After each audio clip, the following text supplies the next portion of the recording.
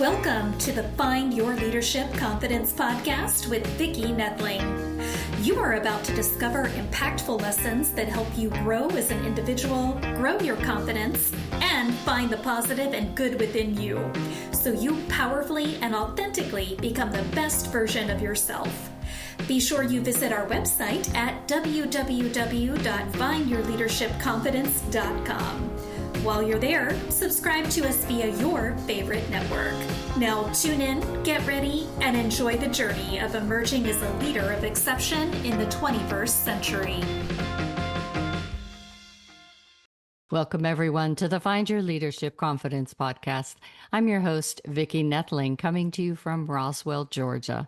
The goal of this podcast is to bring topics and guests that will empower you to become that confident leader and take your business and your life to the next level. Today, I'm very excited to have with me Doug O'Brien. And let me tell you about Doug. He is a master practitioner and trainer of NLP and a certified hypnotherapist. Doug is internationally recognized as an expert in Ericksonian. Did I say it? Yeah, Ericksonian. You have to tell me what that is. Hypnosis, neuro-linguistic programming, NLP, and havening. He can show you how to use those powerful tools to overcome fears, reduce your stress, or create a new positive habit. As a hypnotherapist, he worked with Dr. Oz to help create the Department of Complementary Medicine at Columbia Presbyterian Hospital in New York City, and he served as a master trainer for Tony Robbins' organization, teaching others to become coaches. As a peak performance coach, Doug worked with a wide range of individuals, from rodeo bull riders to Manhattan CEOs and Broadway actors. He's the author of The User's Guide to Sleight of the Mouth. I can read. To The User's Guide to Sleight of Mouth, Step Up to Mastery with Ease, EASE, and creates healing recordings of hypnotic inductions and music. Today, we're going to have our title be Tools Every Coach Needs, Harnessing NLP, Hypnosis, and Havening for Peak Performance. Please join me in welcoming my guest, Doug O'Brien. Hi, Vicki.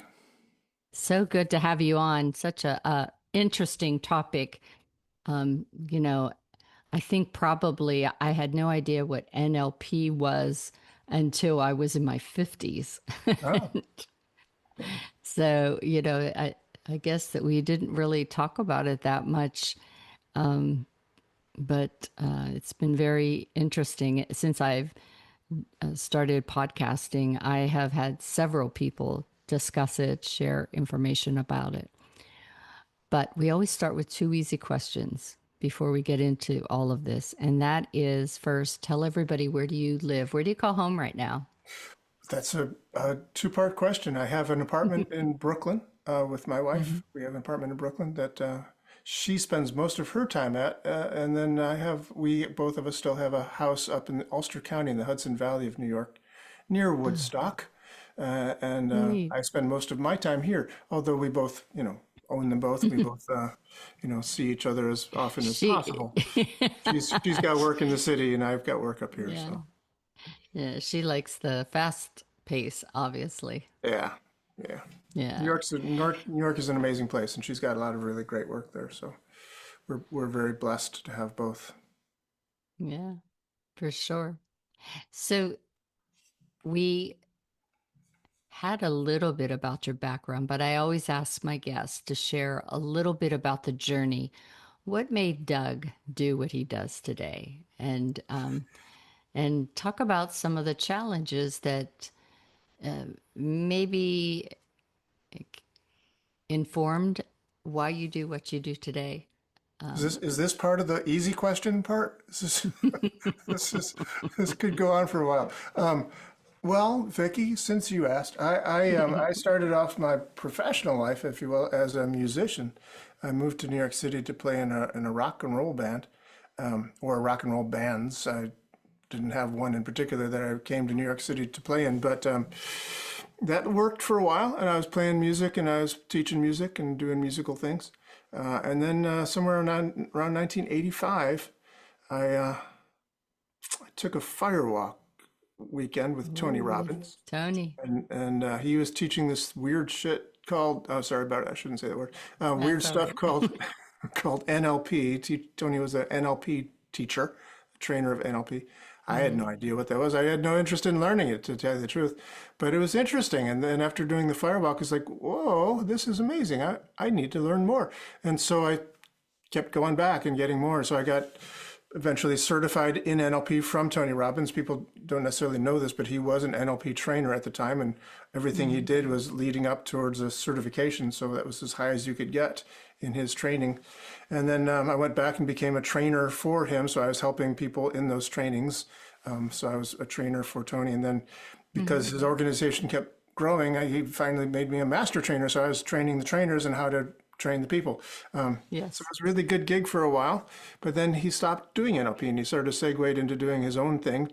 Basically took NLP and gave it a different name, but he wasn't training people in it so much as he was doing seminars for people to use it. Things with the Date with Destiny workshop and stuff.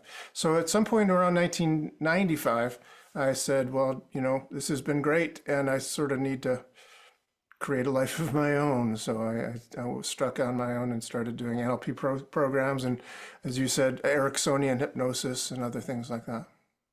Oh my goodness. So have lots of questions. So let me just get into that. The your careers really taken you from working with Dr. Oz and Tony Robbins, as we just talked about, and coaching people from bull riders Yeah. to CEOs.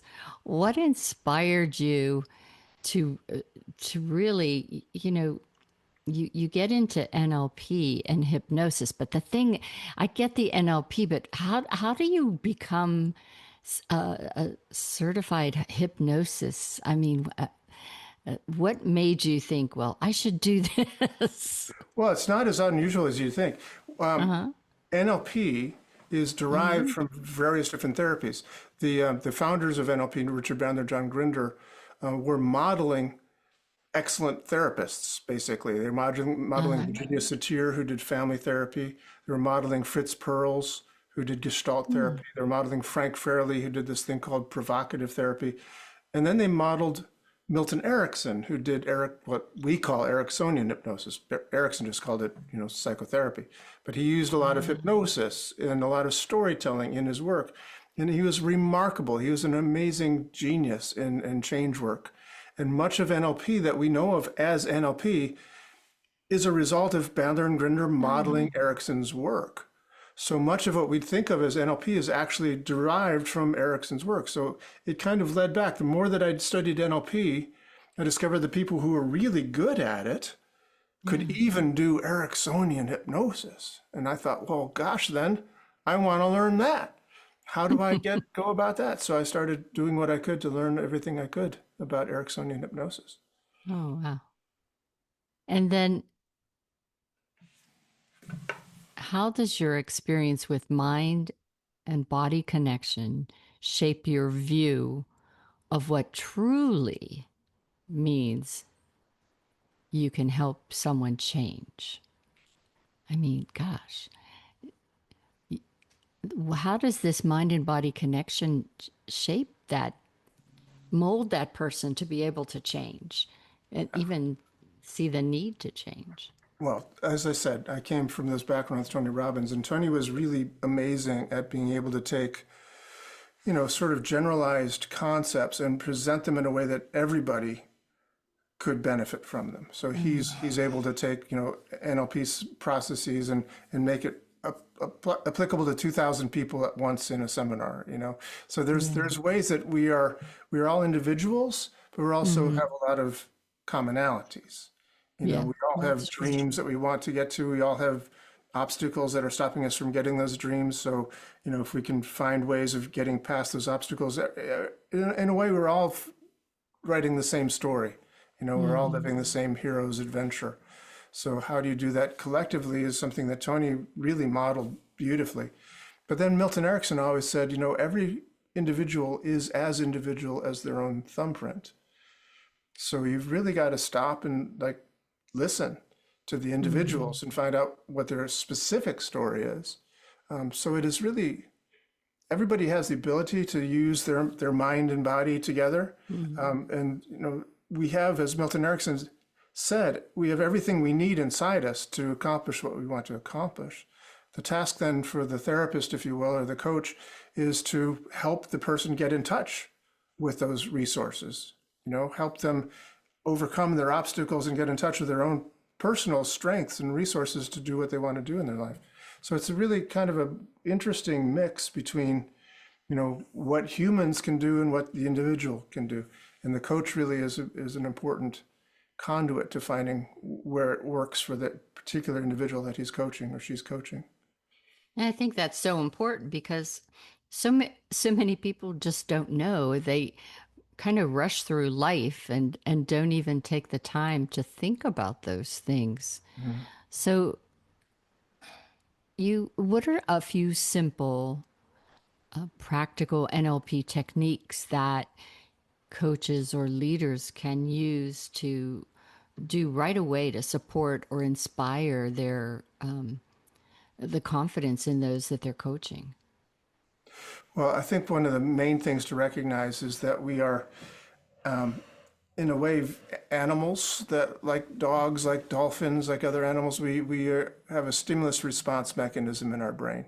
Right. Our brain works in according to a stimulus response. You know, there's a saying in neurology that says, you know, neurons that fire together wire together. And if you create an association in your brain, it becomes locked in as an association. So after Tony Robbins left NLP and started doing neuro-associative conditioning, which is the same thing with a different name, the idea was that, you know, we create associations, we create neurological associations. So what that means is that we can find a way to trigger ourselves into our best state. You know, everybody has the experience of being like, you know, in a really good place. You know, I'm just in flow. Things are working well. I feel great about myself. I feel confident about my future. I'm in touch with my resources. I can do whatever I need to do at any given time. Everyone's had those days where we're in these great flow states. And unfortunately, everybody's had the experience of Yes, it's the opposite. Yeah, not, oh my God, what's going on? My computer's not working. You know, nothing's working today. yeah. Bus is late, it's raining, you know, whatever. It's just everything. It seems like the world's conspiring against us. But what NLP teaches us is that we can anchor ourselves into those flow states. We can take any state we want to and create a neuro association. We can create a linkage that we can trigger at will to say, okay, now I'm going to get into my best state. So NLP has various ways of using this anchoring process that we can, you know, use it with our clients. We can anchor them. We can also anchor ourselves to be in our best state. One of the simplest processes that I teach my clients from the get-go, from the earliest days, is this thing called the circle of excellence, which is really basically a very simple visualization process where you visualize a circle in front of you that is a color of your favorite best state, whatever that might be. So say as an example, if I want to be passionate about things, and I imagine that, you know, the state, the feeling of passion is a red color, symbolized by a red color. So I see this red circle in front of me. And I imagine that as soon as I step into it, I'm going to be filled with that feeling of passion. So then I see that down in front of me, I step into it and I feel this feeling come up through me of being passionate. And the more that I create this visualization process in my body and mind, the more it links together. So my body's really getting it. You know, it really becomes a physiological, neurological change. And the more that I do that, it's just like Pavlov's dogs. You know, when Pavlov rang that bell for the dogs and they were seeing the food, you know, pretty soon they were salivating just at the sound of the bell, whether there was food there or not. You know, it becomes linked into our neurology. So you just step into that circle, you feel that feeling of passion. Or whatever other state you want. It doesn't have to be passion. It could be, you know, focus. It could be flow. It could be joy. It could be any state that you want. You can step into it and anchor that state so you can have instant access. Oh, that's awesome. Let's take it another step then. So if you had to help someone overcome fear and anxiety, which especially after the pandemic, we've got a lot of that going around. Mm. Um, what role does language play in shifting their mindset? Language is, I remember listening to this amazing woman named Catherine Hall Jameson talking about political advertising. And she said this statement that always has stuck with me. She said, language does our thinking for us. Mm. We like to think that we think thoughts or feel feelings and then find the words to express it. But very often the words come first and then we sort of fit ourselves into it. We tell ourselves stories, what it boils down to. We tell ourselves stories about who we are, about what we're capable of. In some ways, I think of that as, post-hypnotic suggestions from our amateur hypnotists, like our parents and our teachers. And, Yes, you know, yes. so we have to interrupt those post-hypnotic suggestions from those ancient amateur hypnotists and tell ourselves a different story. Tell ourselves a story that we are capable, we are worthy, we are everything that we've dreamt we could be, and we have those abilities and those resources at our fingertips when we choose to get access to them. So that's one of the reasons I'm so interested in this whole field of storytelling, because Milton Yes. Erickson told stories. All of his fame came from the therapeutics teaching tales he used in therapy. And doing it while in hypnosis is one way, but it doesn't have to be, because our brains are wired for stories, Hmm. you know? So it's just such a rich and deep field that I'm so enthralled by this, the storytelling and how we tell our own personal stories and how we can change that. I teach, in addition to adults, I teach um, 9 through 17-year-olds as a coach for speech, finding their voice. Wow. And I work a lot on storytelling with them, the Cool. creativity of it, to be innovative, to just be free, make it all up. And some struggle in the beginning, but it's awesome to see as time goes on how they just become so comfortable being the storyteller. And Nice. stories, as I tell them, are what connects you to and engages your audience. That the best storytellers are the ones that they can make the audience be in their story, that see that story as their story, because they Yeah. don't really care about our story, but they care about if it's their story. Yeah, absolutely. Absolutely. That's one of the tricks actually to being a good storyteller for therapeutic purposes, Mm-hmm. is to realize, you might tell a story about yourself, but it's not really about yourself when they're listening to it. Because they're putting themselves in your shoes. So you got to be aware that, Yeah. when you give those, hypnotic suggestions within the story, that it's for their benefit, not describing yourself really. Yeah. So it's Yeah. one of those, like, yeah, that's great. So do you do this in seminar form, or do you do this as a one-on-one with this? I do some one-on-one, but most of it is groups of 10 or more. Wow, Yeah. cool. Is that Yeah. a formal thing like Right in now, schools, or do you do yeah. it? Yeah. I do some in schools as Wow. they get graded actually for the hour that I'm with them. Huh. But most of it is for nonprofits that are working with kids at risk. Nice.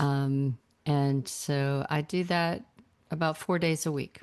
Wow, that's fantastic. That's wonderful. Yeah, I love doing it. So let's talk about coaching and leadership. You've trained coaches through the Tony Robbins organization. Now you've began working on your own, as you said. Mhm. What are the top qualities that distinguish an exceptional coach from just a good one? Well, it's a funny thing. Um, Usually, when people dream about being an exceptional coach, they want to lead from the front. They want to, demonstrate. Come on, people, follow me. I'll lead you. Follow me. But really, an exceptional coach, in a way, almost disappears. An exceptional coach makes it so that when the people go through there, they forget the coach is there at all. They forget the coach is like, look what I did. Yeah. So an exceptional coach is somebody who is a kind of a servant leader. They're a servant leader. They're there to serve the client. They're there to lead from behind so that the persons who are, breaking through and doing these things feel like it's them. And it is them, Mm-hmm. right? So I've often been kind of like felt left out when they said, yeah, and they like forget to acknowledge me at all. I But then on know. the other hand, I'm going like, well, okay, that's all right. That's exactly right. It's whenever they feel they don't need you anymore. Yeah, no, it's really true. Because, that's the point. I'm very happy with what I've accomplished in my life, but I don't need people to think that they've gotten to where they've gotten because of me. I mean, Mm-hmm. I know what I contribute, I need them to feel like they can stand on their own. It's like a bird leading the nest, they can fly on Mm-hmm. their own. They don't need to think Yeah, that, mom or dad is doing it for them. As long as mom exactly. keeps bringing me those worms, I'm okay. I can fly on my own. But no, they left the nest. They can do it on their own. Exactly right.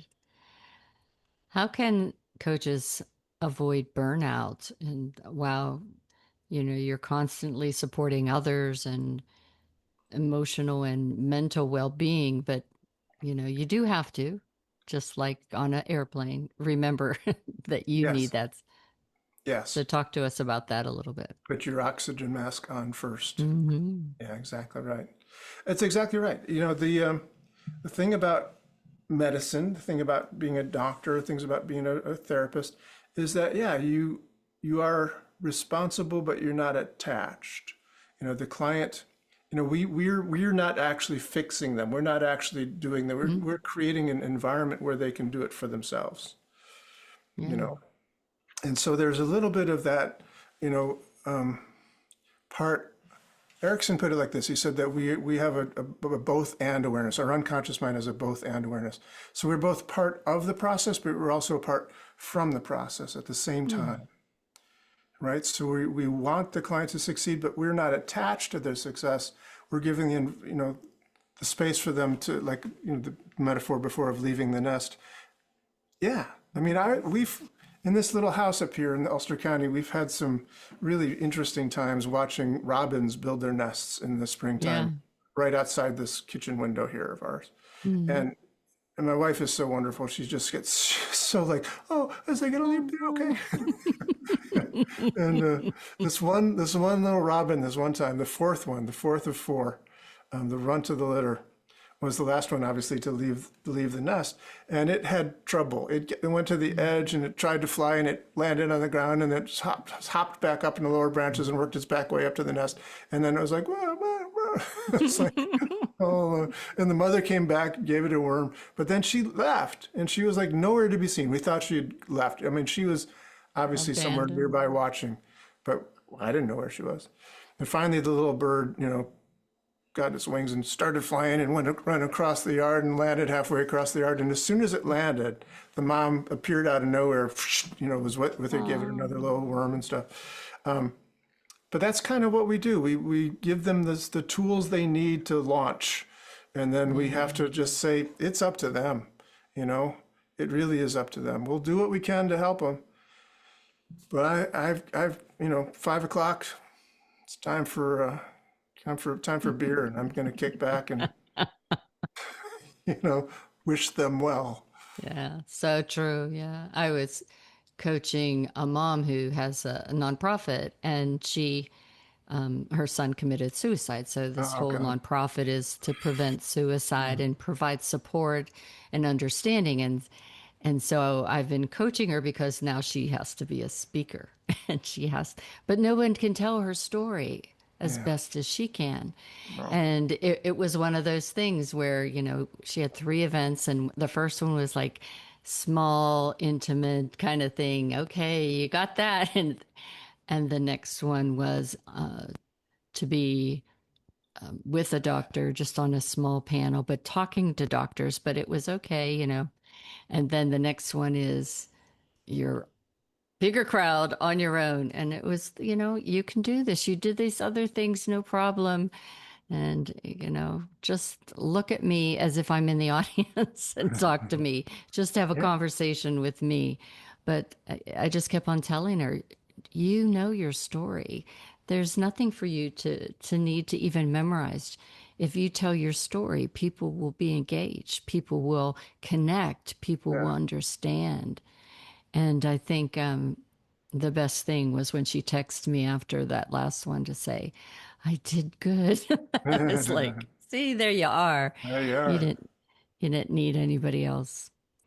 You often talk about creating new positive habits. Mhm. So what is your process for making a change to stick long after the session ends?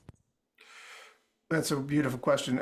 You mentioned that I've written two books. I've actually written Mm-hmm. three books. And the book that you said that I Mm-hmm. wrote is still actually in process. The Step Up to Mastery with Ease book is basically a pamphlet. It's an 18-page ebook that I'm now expanding into a full Oh, good, good. size book. The other books that I wrote, the Sleight of Mouth book, the User's Guide to Sleight of Mouth, and the User's Guide to Storytelling, those two books. When I wrote them, it was kind of like what you said. I had to think about like what I'm just talking to one person. What's the story I want to tell to one person? I'm not talking to humanity, not talking to the world. I'm just talking to Vicky. You know, Mm-hmm. telling how do I explain this to Vicky? And I think that leadership is like that. I think leadership is like how do you tailor any message to the individual that you're speaking with? I've forgotten the question actually. So if you could ask me a Yeah. question. Creating new positive Yeah. habits. So that's the theme of this third book that I'm working on is creating new positive habits. Step up to mastery with ease. Ease is an acronym for 4 levels of achievement. It's an easy level or an acceptable level or a stretch level or an extraordinary level. Ah, And the idea is that if you want to be a writer, if you want to be a runner, if you want to be a this or you want to be a that, then do it. Do a little bit towards that goal every day, every single day. So you do something every day. It might be an easy level, might be just a tiny little bit. Maybe you write one paragraph in your book. Maybe you write one sentence in your book, but you write something for your book. every You day. don't have to write an entire book in one day. You write a sentence. You know, on an acceptable day, maybe you write 2 paragraphs. On a Mm-hmm. stretch day where you're really stretching yourself, maybe you write a whole page. Maybe on an extraordinary day, which you'd love to do every day, because real writers do this, they write for 3 hours every day. Maybe that would be your extraordinary level, but any of those levels will give a It's message to your brain progress. that says, I'm a Mhm. writer. Yeah, And the yeah. more you do that, there's an old saying that if you do something 21 days in a row, then it becomes a habit. Mm-hmm. Now, Yep. that's not true. you know, Science, they've actually studied this in England. They did a study. It's like, well, how many days in a row does it take to create a habit? And it's a lot more than 21 days. But it is still true that the more that you do it, the more your brain says, well, Persistent. this is who I Yeah. am. This is who I am. Mm-hmm. It becomes an identity statement. I am a writer. I am a runner. I'm a musician, and whatever it is, the more that you do that, at a certain point, your brain goes, well, this is who I am. So Mm-hmm. that's how you create a habit that sticks. You have to get it to your identity level. And so this Mm. ease process is the idea that, just do something. Yeah. Time has flown by, but I do have a closing question that I wanted to ask. If you could give one piece of advice to a coach out there or a leader who wants to elevate their impact, what would that be? Well, I'm afraid I would have to ask that coach, what do you mean by elevate your impact? In what way do you want to elevate your Ah, impact? yeah. So what would your answer be? If you were that coach in question, how would you want to elevate your impact? I think, it's to be able to help that person I'm coaching um, be able to accomplish what their goals are, minor, small, whatever. I guess to be able to feel that they had purpose, you know. Yeah. Well, then I would become very adroit at listening for that. One of my 2 books that are actually finished and published, the Sleight of Mouth book. Sleight of Mouth is about sort of magically, conversationally changing a belief system. So sleight of mouth is like magical persuasion. Instead of sleight of hand, it's sleight of mouth because you're speaking. It's a conversational belief change. But the first step in that is listening to what they're actually saying, listening for what they're actually believing now. And so that if you can really listen and really hear what their belief is that's stopping them from being that persuasive person that they want to be, then you can help them to change that. So really, coaching a lot of times is holding space and listening and really, helping to tease out and listen and ask good questions to pull out from them and elicit from them what it is that they're really, feeling, what are they desiring and what's stopping them. Because once you've got it really clear, then you can help to change it. Yeah. Yeah. Active listening is important in both things that I do. You have to really, I think, give people space oftentimes. And as I mentioned earlier, we do tend to worry about the past and the future and forget to live in the present. Yeah. And so allowing them to have that space. I think what I noticed too, earlier podcasts I did, we talked about the power of the pause. And, I have found that very helpful and effective in my coaching and my training that I do. But a lot of people don't know how to deal with the silence. And they try to fill it with not necessary, not valuable information. And so definitely being able to actively listening. I think that anyone that might ask, well, what's the beauty of podcasts? And I think is if you're a good interviewer, you have to listen to what's being said so that you can have a conversation and it's not just a bunch of questions that aren't connected to one another. Yeah, for sure. For sure. I do my own podcast as well, the Essential Coaching Skills Podcast. And I know exactly what you're talking about. It's that listening. And it's funny because, a podcast is a lot like, radio, and one of the things you are terrified of in radio is dead airspace. Yes.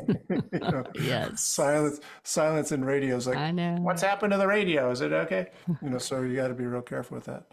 But when you're asking questions, it's just like, think about it. And you just tell me more. Wait, and just wait.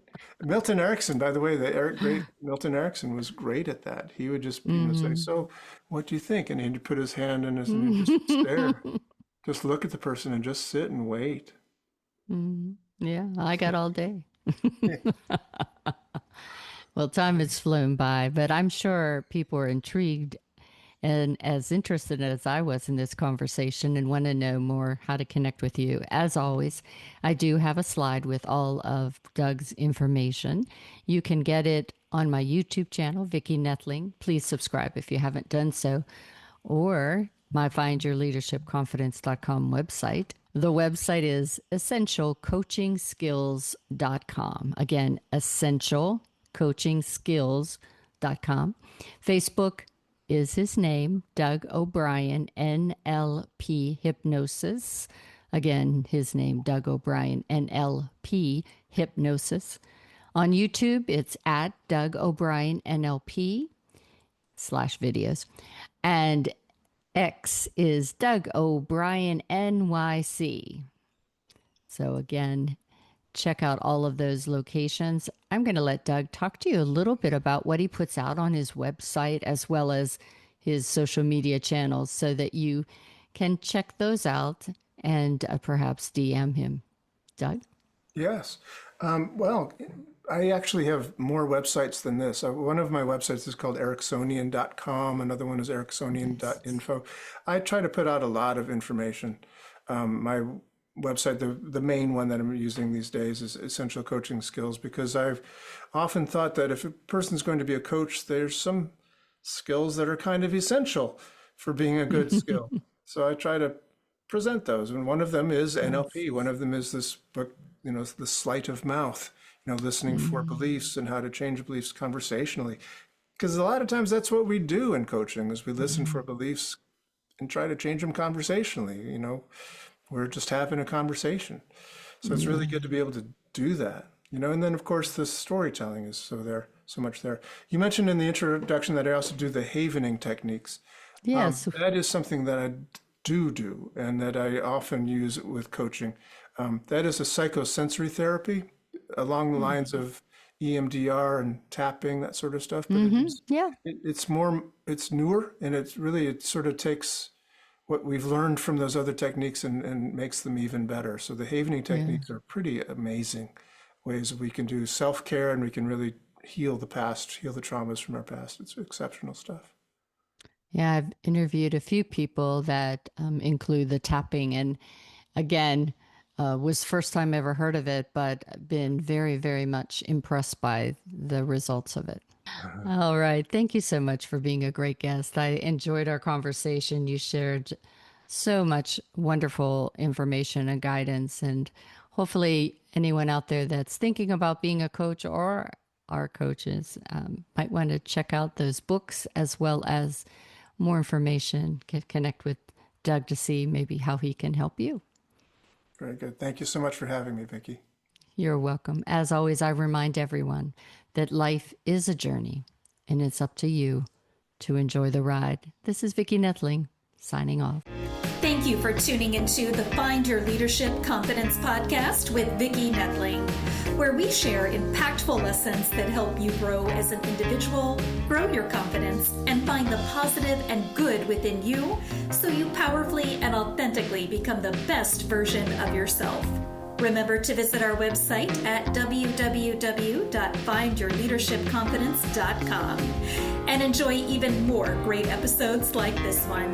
Again, while you're here, subscribe to us via your favorite network. We look forward to seeing you next time on the Find Your Leadership Confidence podcast.